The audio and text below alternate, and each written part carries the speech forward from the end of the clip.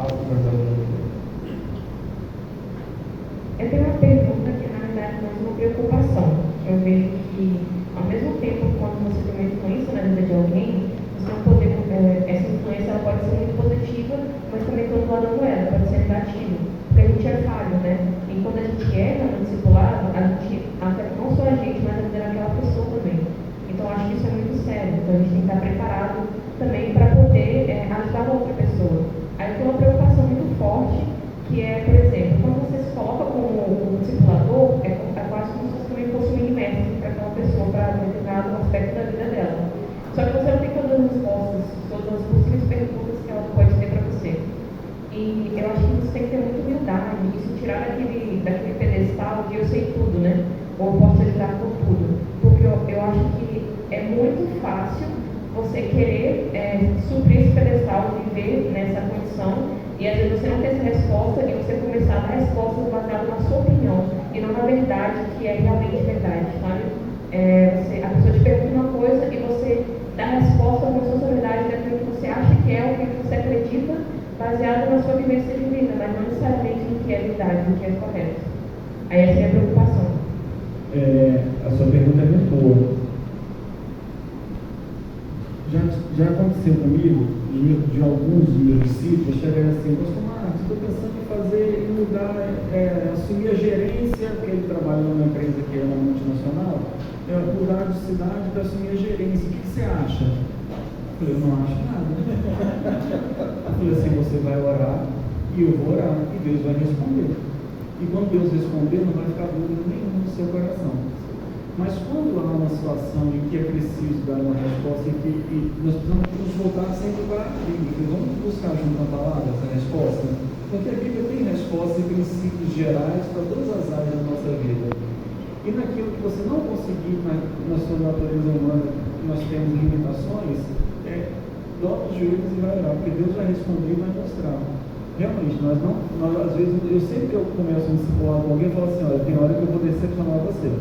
E você vai me decepcionar. Você está disposto a me perdoar quando eu decepcionar você desde já? Eu sou muito franco.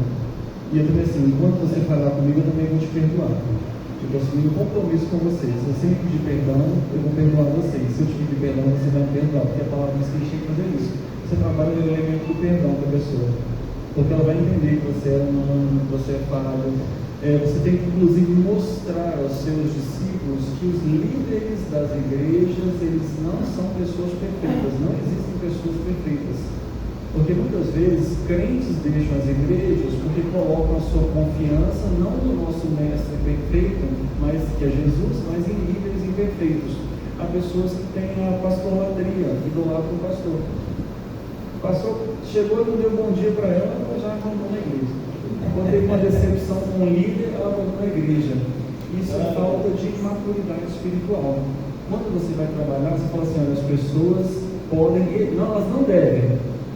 Nós não devemos decepcionar e magoar as pessoas na igreja, principalmente. Mas vai acontecer. Você tem que trabalhar isso desde o início no coração do seu discípulo. Para que quando chegar assim: pastor, bem que você falou de pessoa, eu passei por irmão fulano, deu um brigão hoje na igreja, eu falei assim: misericórdia. Também acontece. O que você vai fazer? Você vai orar e vai perdoar fulano. O seu coração ficar livre desse peso danado. Então, até isso você vai trabalhar o coração do seu discípulo, para que quando chegar o momento, você já sabe como reagir. É igual o pastor Carlos falou que a criança gosta de saber o que vai acontecer. A gente também precisa, às vezes, disso, já saber quais os mecanismos que nós vamos utilizar quando a situação acontecer no discipulado. Sem contar, minha querida irmã, que é por isso que eu insisto em dizer: nós formamos discípulos de Jesus. Aí tem muita gente, de maneira equivocada, que acha que está formando discípulo de si mesmo. E aí, quando você acha, você no sentido geral, quando você acha que você está formando discípulo por você mesmo, você também tem que ter a convicção que essa pessoa em algum momento ela vai se irar, essa pessoa em algum momento vai falhar, essa pessoa em algum momento vai dar mau testemunho. Mas calma aí, nós estamos falando de crente. Não, nós estamos falando de gente, nós estamos falando de pessoas. Mas quando você transfere o discipulado ao modo de Jesus, você vai trabalhar com pessoas e a pessoa sempre vai olhar para Jesus. Não é o nosso amor. Vamos lá, só para ficar mais claro. Eu prefiro amar a quem me dá amor. Jesus, ele amou todo mundo, inclusive aqueles. Aquela hora eu brinquei, na Páscoa não chegou, mas agora nós já sabemos que chegou. Inclusive ele amou aqueles que chicotearam, amou aquele que deu vinagre, amou aquele que bateu o prego na sua mão. Ele amou a todos. Então, no meu vínculo discipulador com discípulo, eu mostro para ele que o amor que vale a pena não é o amor que eu posso oferecer. O amor que eu posso oferecer, ele é bom, mas ele não se compara ao amor verdadeiro, que é o amor de Jesus. E aí, automaticamente, o seu discípulo ele já começa a entender. Entendi. O que ele está dizendo é de quem Jesus é e do que Jesus pode ser na minha vida. Então, de forma equivocada, muitas pessoas, elas acabam atrapalhando o discipulado, porque elas querem que as pessoas sejam parecidas com elas. Eu brinco lá na minha igreja, eu falo, irmãos, ainda bem que tem muita gente diferente de Osiel. Vocês perceberam como que é a personalidade do Osiel? O Osiel não é o caráter, graças a Deus, que Jesus ele transforma o nosso caráter. Mas a personalidade, lá na igreja, uma igreja de 500 e poucos membros, só para você ter uma ideia, eu tenho gente que ama o meu jeito extravagante de ser. Eu beijo as velhinhas, eu beijo as criancinhas, entende? Mas tem gente que fala, esse pastor é muito para frente do meu gosto. E muita intimidade, eu não gosto disso. E eu tenho que saber lidar com isso. Entende? Então, no discipulado também, como você disse, que há uma preocupação, falhei, e agora? É a mesma coisa da igreja. Quantas igrejas? O pastor não é um desejo nosso. Nós não fomos formados para isso. Mas se o pastor cair, muita gente vai cair junto. Entende? Então, a ovelha, ela tem que estar preparada para ela olhar para o pastor dos pastores, que é Jesus, e o discipulador, ele tem que trazer muito claro na vida dele, que ele vai reproduzir na vida do seu discípulo o mestre por excelência, que é Jesus. Aí não tem jeito. Você caiu, seu discípulo, não, vem cá, estamos juntos, vamos levantar, você pede perdão, ele sabe o que é perdoar. Entende? E aí vai acontecer essa troca. E você vai ver que vai dar resultado. E o resultado é o que mais interessa. Uma coisa que a gente não falou nas palestras, mas é importante eu ressaltar, que é algo que também prejudica muito a figura do discipulado, se ocorrer. Aqui é o sigilo entre discipulado e discipulador. O primeiro encontro que você fizer com o seu discípulo, você diz assim, olha, nós temos um contrato, nós temos uma aliança de sigilo entre nós dois. Eu não vou, o que você me falar aqui vai morrer comigo, o que eu falar com você vai morrer com você.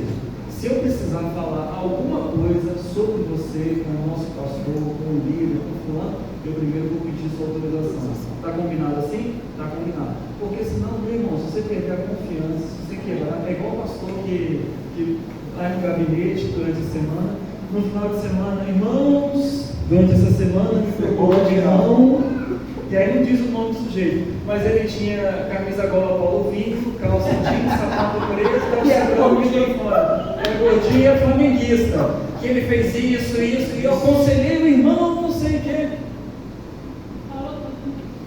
Valeu. Aí o pessoal fala, será que eu vou seguir? Será que eu vou fazer? Teve uma vez que eu fiquei num embaraço na igreja, eu sei que sem ter nada a ver com a história, tá, irmãos? Eu estava numa igreja, e aí eu estava, naquela época, congregando naquela igreja, aí o pastor da igreja disse assim, essa semana me procurou no meu gabinete uma filha de um pastor, que ela disse que não sabe se acredita em Jesus. O único pastor outro que tinha na igreja além dele era eu, que tinha a filha. Mas não foi a minha que foi lá. Isso não está certo, irmão? Isso não está certo. Você não pode fazer isso. Se você perder a confiança do seu discipulado ou do seu discipulador, acabou o relacionamento discipulador. Então, assim, o que é falar com você é para você e para Jesus. Se você precisar levar para uma segunda pessoa, que seja sua esposa, que seja o pastor da igreja, que seja um médico, um psicólogo, talvez precise de uma ajuda diferente, você tem que pedir autorização à pessoa para compartilhar aquilo. Senão você não fala. Fica só em oração. Pastor Marcos, nosso tempo está acabando, mas eu tenho que falar isso aqui, que eu achei essa fala sua muito interessante. Homem discipula homem, mulher discipula mulher. Aí eu tenho um discípulo, ele me procura com, presta atenção, isso é grave. Ele me procura com um problema no casamento.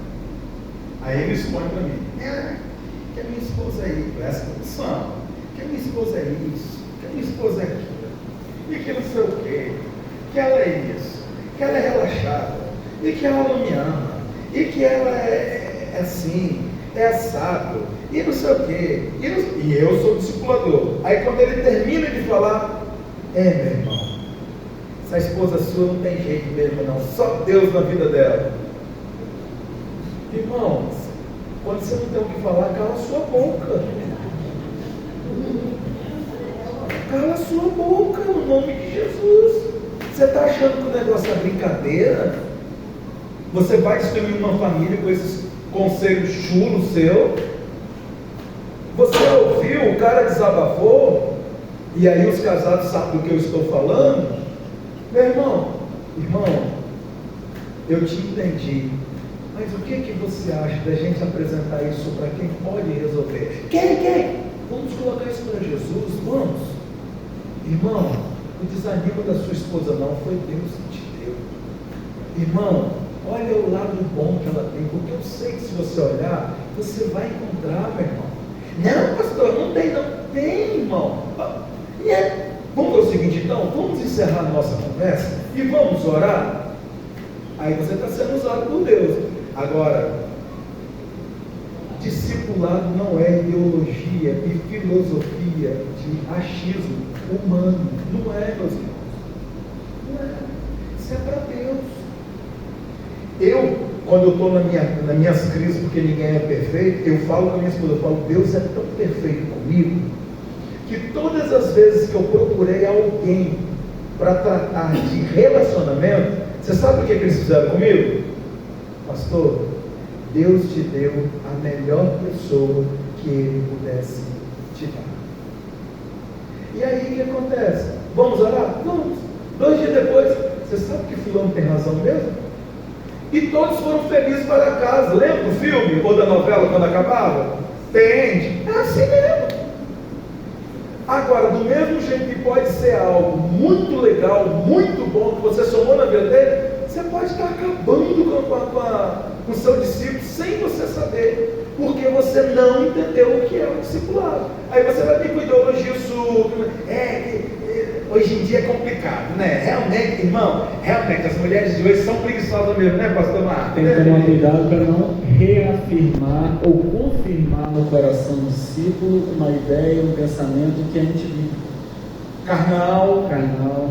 Igual mundano. Na igreja, um casal que a gente tinha amizade na igreja, eles queriam dar um testemunho de agradecimento, porque eles conseguiram matricular uma filha no SESC. Nossa, nós conseguimos, pastor, não tinha vaga, foi uma bênção, nós fomos no contador e ele foi lá e botou na carteira de trabalho da minha esposa, de emprego lá em tal lugar, porque ela conseguiu a vaga. Eu falei, mas é o trabalho em tal lugar? Não, mas o contador botou. Isso é pecado, irmão! Vocês falsificaram um documento para conseguir uma vaga, isso é pecado!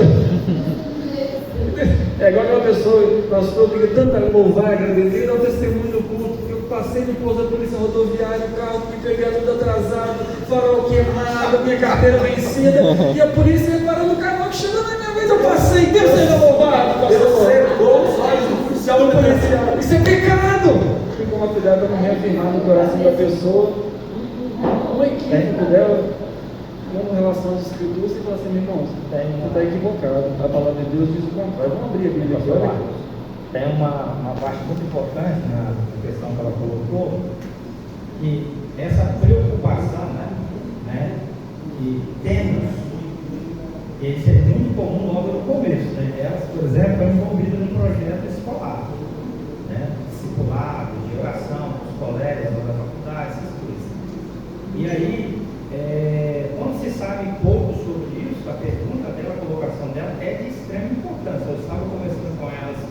em um dos intervalos, eu disse para elas: procurem e tenham pessoas idôneas, conselheiros à altura do que está no coração de vocês. Então, veja só, independentemente da idade, do nível de experiência que temos na questão do discipulado, todos precisamos de ajuda. Eu gosto muito dessa área, me sinto motivado, tocado por Deus a compartilhar o Evangelho, a dar o testemunho da graça de Deus, a ter um discípulo a quem eu quero falar do reino de Deus para ele. Mas e se ele começar a me fazer perguntas que eu não tenho resposta? Aí entra, o que nós sabiamente já aprendemos. Você vai dizer para ele: eu não tenho resposta para o seu tempo, mas me comprometo a procurar e trazer essa resposta no próximo encontro. Mas se não tiver, também não tem problema. Por quê? Eu passo para eles aqui, os discípulos aqui, o seguinte: olha, vocês vão entrar numa casa. Quando nós entramos, quando nós temos acesso à casa de uma pessoa estranha, à sala de uma pessoa, você tem que entender que você está num mundo diferente. Porque o ambiente de cada casa é um mundo que a gente não conhece. Ali acontece de tudo. Pode acontecer de tudo. Então você tem que ter uma ideia, uma orientação. Aí você vai para lá. Aí aquelas apresentações, as formalidades, você começa a se envolver com a pessoa. Da mesma forma como que nós fazemos a determinada leitura daquele espaço, de quem está ali, a pessoa também está fazendo de nós. E aí, de acordo com a intimidade cresce, a confiança, o relacionamento vai se aprofundando, ela começa a fazer esse tipo de pergunta. Igual aconteceu com o pastor Marcos, já aconteceu várias vezes comigo. O jovem perguntou, a jovem, era uma moça, perguntou se ela deveria casar com fulano ou se ela deveria terminar o namoro. Eu falei: agora ela lascou. Como é que eu vou cuidar desse assunto, entendeu?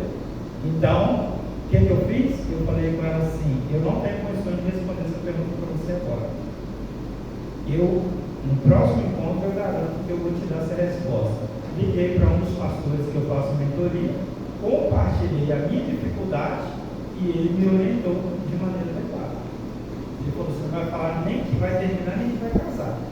Vocês vão fazer uma caminhada, você vai chamar ela e o noivo e vocês vão fazer um discipulado.